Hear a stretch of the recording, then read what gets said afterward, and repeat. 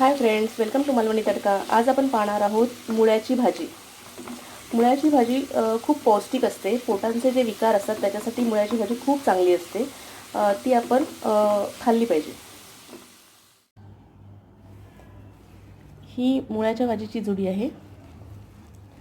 मुळ्याची भाजी दोन प्रकारमध्ये असते।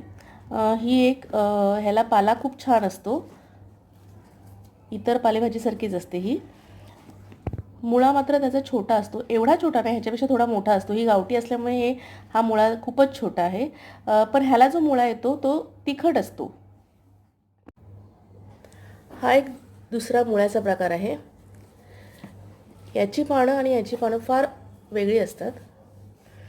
ही भाजी थोडीशी खरखरीत असते, त्याला असे काट्यासारखे असतात, त्यामुळे ही भाजी जर करायची असेल आपल्याला तर चुरून घ्यावी लागते। ह्याचा मुळा खूप लांब असतो आणि हा जो मुळा आहे हा मुळा जास्त तिखट असतो। हा मुळा सलाडसाठी वापरतात, बऱ्यापैकी गोड असतो तो। आपण आता ही भाजी नीट करून घेणार आहोत। कोवळे देठ असतील तोपर्यंत ही भाजी आपण अशी मोडून घ्यायची, पानं अशी वेगळी करायची। याची सगळी पानं अशी वेगळी करून झाल्यानंतर ही भाजी मी साधारण 10 मिनिटं मिठाच्या पाण्यात घालून पाण्यामध्ये ठेवणार आहे।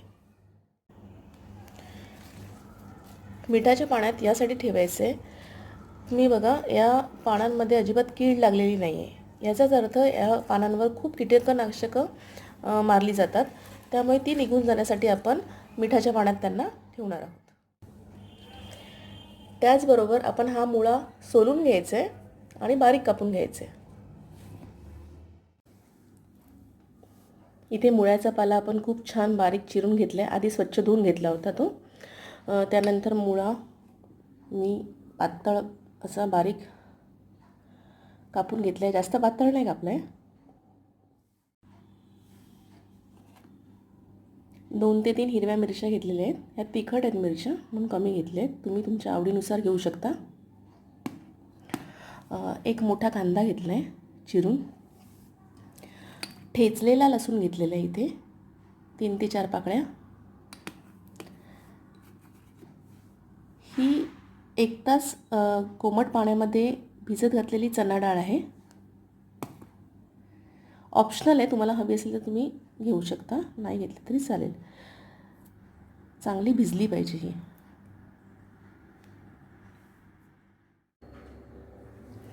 कढईमध्ये आपण 1 टेबलस्पून तेल तापत ठेवलेलं आहे।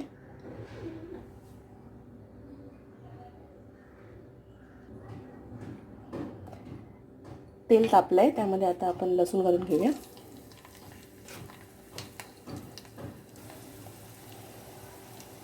आता आपण मिरची घालून घेऊया।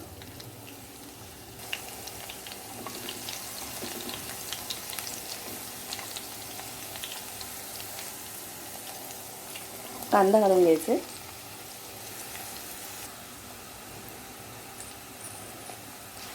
मोठा गॅस करून साधारण 1 मिनिट कांदा परतून घेऊया।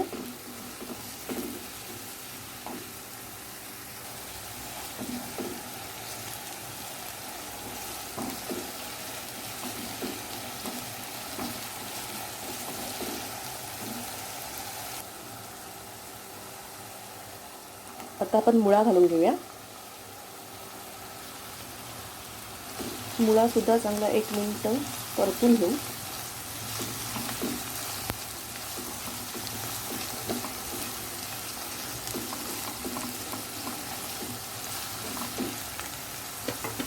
त्यामध्ये आपण चणा डाळ घालून घेऊ। यामध्ये आपण थोडं मीठ ॲड करणार आहोत।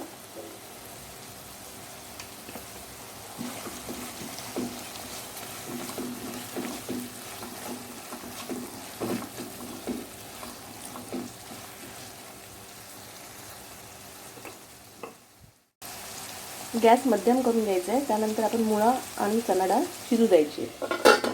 साधारण 2 ते 3 मिनिटं ही शिजू द्यायची आपल्याला। 2 ते 3 मिनिटं झालेली आहेत। हे खूप छान शिजलेले आहे। आपण चेक करायचं की चणा डाळ शिजली आहे की नाही। त्यानंतर आपण यामध्ये मुळ्याचा पाला ॲड करायचा आहे।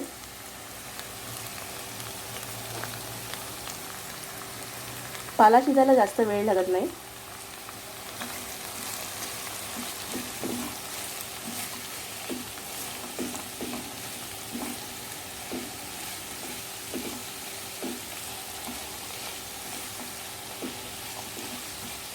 गरज वाटली तर आपण यावर झाकण ठेवू किंवा न ठेवता सुद्धा शिजवू शकतो.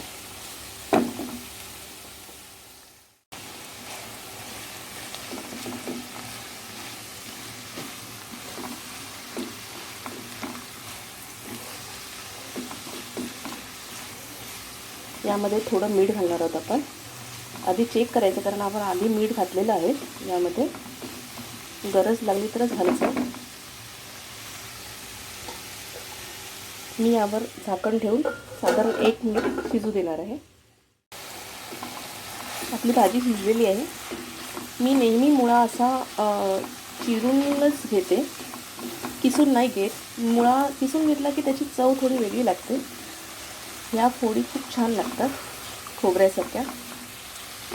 सगळ्यात शेवटी ऑप्शनल आहे, मी खोबरं घालणार आहे यामध्ये, ओलं खोबरं. खोबरं न घालता सुद्धा ही भाजी खूप छान लागते. आपली भाजी तयार आहे. तुम्हाला ही माझी रेसिपी कशी वाटली हे कमेंट्स बॉक्समध्ये कळवा.